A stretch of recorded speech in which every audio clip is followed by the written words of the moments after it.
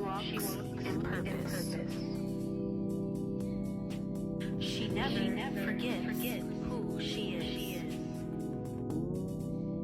She is healing and becoming.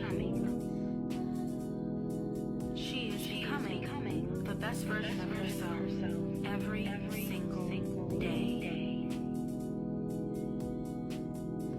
Hey everyone, this is Healing and Becoming with Armani, where we discuss self-love, self-awareness, emotional intelligence, maintaining healthy habits in our lives, and healing and becoming into our best selves.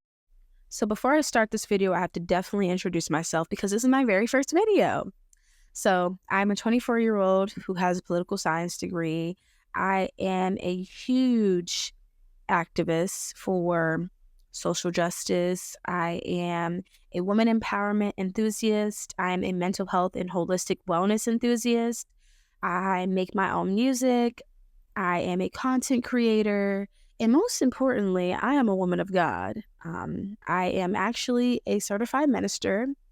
I have several different hats, but I just wanted to make sure that you all know these things about me because I will be sharing a lot on here.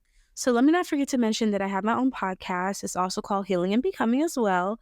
It is on Spotify and Apple Podcasts. I'm still kind of working the kinks out with it, and I will be uploading it here on YouTube.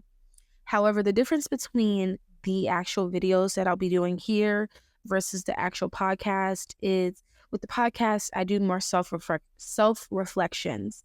And essentially, there's a lot of different things that I have take the time out to just process. I started it back in the beginning of the year, and I just sat in my car and I talked about all the different struggles I was having. And it just became a habit where I have literally 100 audios of me just talking to myself. So I wanted to just share little snippets of my life and then basically reflect on that reflection. So on there, you'll see some more of those vulnerable audios and just hearing how I talk through me healing and becoming into my best self. So the whole purpose of healing and becoming for me is to help other young women to be able to heal and become their best selves as well. For me, I have had access to wisdom from my village down to my mentors, elders, and those that I love and respect. And it would be remiss if I did not share the wisdom that I have obtained for me to be able to bear fruit in my life so that others can do the same as well. And even though I have a long way to go, I feel like it is important for me to share the wisdom that I'm receiving right now so that others can be able to do the same and be able to create the best life and best version of themselves. So for this particular video, I'm going to share some tips on how to heal and become your best self. Essentially, healing and becoming were two words that came to me earlier this year. I was just going through a lot, dealing with some emotional attachments, processing some of the trauma that I had. And I realized, and God gave me these two words, healing and becoming.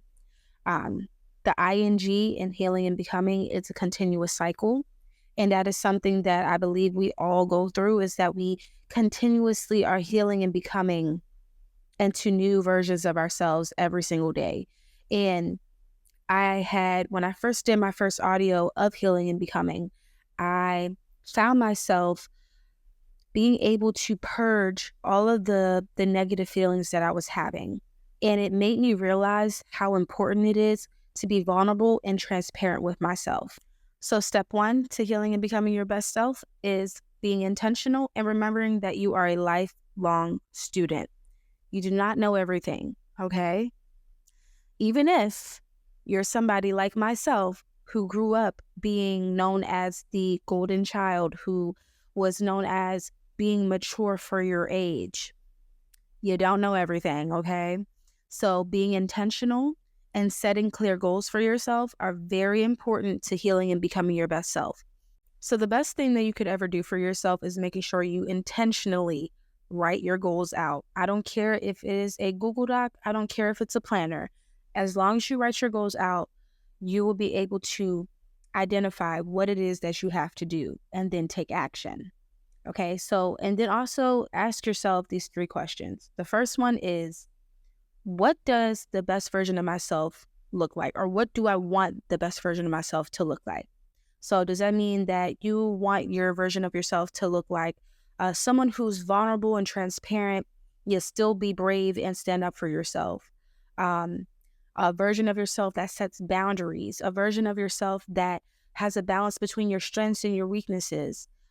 Those are, this is certain attributes that you want to recognize, that you want to see for your best version of yourself. The second question you want to ask yourself is, what is it that I need to heal from in order for me to become the best version of myself?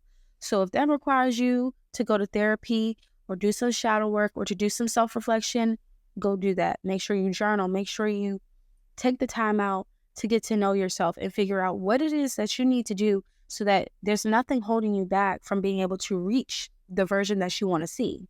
And then the third question is, what are the tools do you need?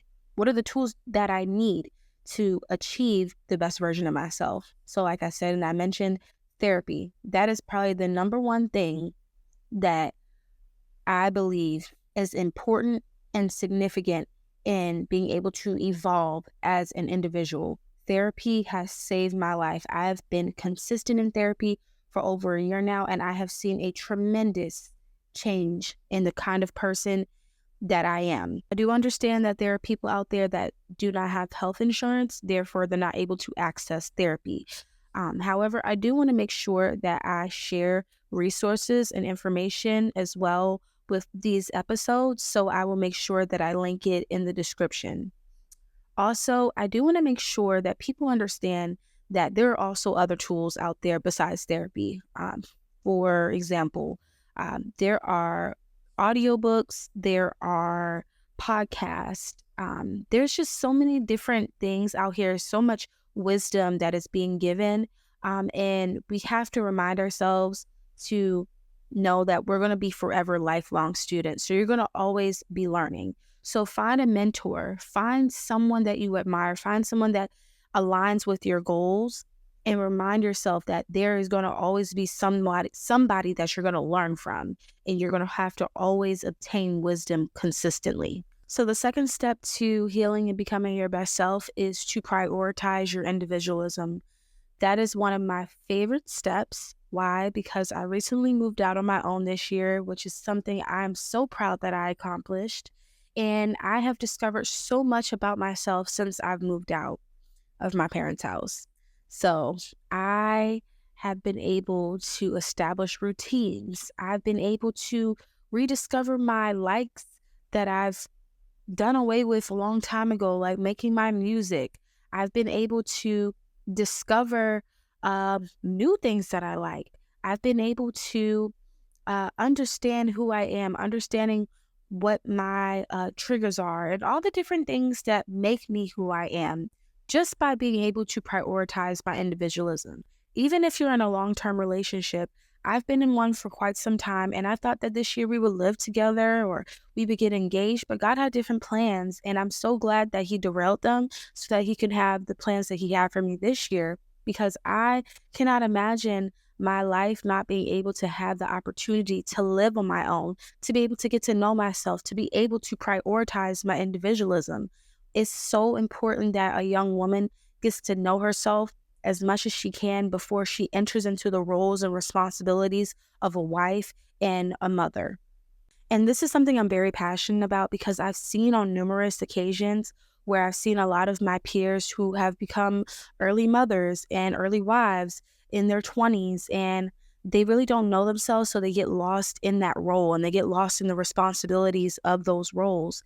And I think for me, I just don't want that for myself. And I want to see more young women get to know themselves before they do anything else. And there's a certain order that comes with that, because when you think about it, when you become the best version of yourself first, you'll be able to become the best version of yourself to show up for your husband, to be able to show up for the best version of yourself for the future children that you have. And it is not to say that it'll be easier if you become the best version of yourself before you enter into those roles. However, I am saying that it is important for a young woman to get to know herself, to guard her mind, body, and spirit first. The third step to healing and becoming the best version of yourself is to embrace all the things that grow you. This looks like surrounding yourself with positive people that will help you grow. This means that you need to have friends that abide by the scripture, iron sharpens iron. You should not have someone that's tearing you down, that is toxic, that is not fostering growth and accountability in your life. Also, you need to recognize that there are going to be people that are going to come into your life that are going to be your mentors, and you need to accept them. Accept that you're going to have people that want to teach you and that want to help you get to where you need to be in life. It is a privilege to have access to mentorship. And if you're someone like me that has had access to it for quite some time, it is so, so, so important to make sure that you do not take it for granted and to take full advantage of it. For me, there were a lot of people that I met from the schools that I attended, from churches that I attended, from community events that I've attended, and there were people that I met through networking events that I've attended.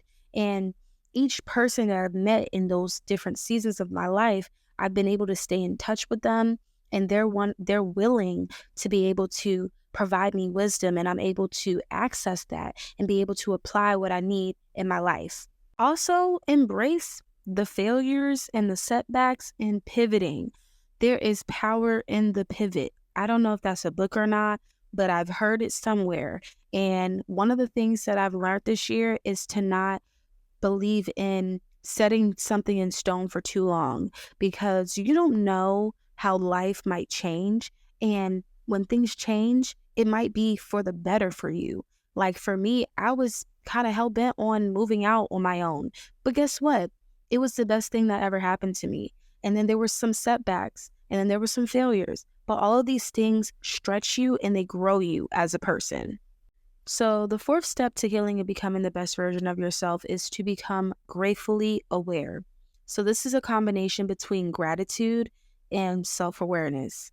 So with gratitude, there's so many ways that you can find gratitude in life, finding fulfillment through gratitude. For me, getting a gratitude journal was the best thing I ever could have done, because it allows me to be in the present moment and be grateful for the things that I do have. Practicing gratitude really helps me to stay grounded and have a more positive outlook on life. When I am in that headspace, I feel like my stress is a lot more reduced. And I just really think it's a good practice for anybody that is seeking for fulfillment in life. Because when you find gratitude, you don't focus on the other bad things in life. You're not worried about the stress of life and all the things you got to manage. You're focused on what it is to be present and to be able to acknowledge the things that are in your life right now. Then, of course, the other part, self-awareness, is key to fostering healthier relationships and growing as an individual. I will say that emotional intelligence is a very big piece to that. I have been learning that for the past year and a half under my church leadership. And I think it is so important for young women in their 20s to acknowledge our emotions, learn how to emotionally detach ourselves from things so that we can really grow as individuals, because being emotionally intelligent and being self-aware is attractive. Do not let anybody tell you that it's not. When you're self-aware and when you're emotionally intelligent, you take accountability. And that is a core value of mine. And that's something that I have been working on for the past year and a half. I'm not saying I'm perfect, but accountability is it is a huge and significant factor in growing as an individual. And healing and becoming your best self, you're going to need some accountability. You're going to have to take some accountability. Even if you don't like it, even if you don't want to, there are going to be days where you're going to be like, dang, that person was really right about me. And that is why I created my podcast, because there was a moment where I was just like, dang, somebody told me about myself and I actually agree with them. And it wasn't something positive. And I had to sit there and be like, I need to work on this. And it really helped me to become a better version of myself. Now, I'm not saying I'm perfect right now because I have a lot to work on, but I've seen a lot of more growth in me and a lot more maturity since I've been told about myself. And the fifth and final point to healing and becoming the best version of yourself is to be gentle with yourself and with others. There are so many ways that we can beat ourselves up because we're not where we're supposed to be in life. And I have been doing that for quite some time. But my therapist, she's been reminding me that I need to celebrate my progress. So each time that we have therapy, before we even start, she goes, "What is one thing that you can celebrate?" And I love it so much because it reminds me to celebrate the small wins. Like, it's okay if you don't have a big win. If there's something small as you being able to clean your house today, you better celebrate that. Like, I just did that today and I spent an entire Saturday in my house cleaning and I felt accomplished. In addition to that, make sure that you give yourself some grace. There is so many times where I have beat myself up because I made a mistake or because I didn't do this or I didn't do that. And it's just like, we are human. And I've expressed this before in the beginning of the video about the golden child syndrome, and I probably will make a video on it. I don't even know if that's coined or not, but I will find out because I'm sorry, y'all. I have a lisp. I recently just got my wisdom teeth removal and it sounds really bad. But anyways, um, I truly believe that those of us that grew up with golden child syndrome, and but how I can define it basically is not a lot of us, those of us who have experienced the feelings of always being the golden child and always being uplifted and being known as the child that knows everything and da da da da. It has impacted our self esteem as adults because we don't feel like doing we're not getting the same pat on the backs as adults. Like, we're literally constantly like trying to seek for that validation. And when you don't get it or you're not reaching the goals that you want to, you end up like feeling like crap because you didn't reach those goals. Being gentle with yourself is greater than just celebrating your progress and giving yourself grace. It encompasses more than just that because it requires gentleness, which is the fruit of the spirit.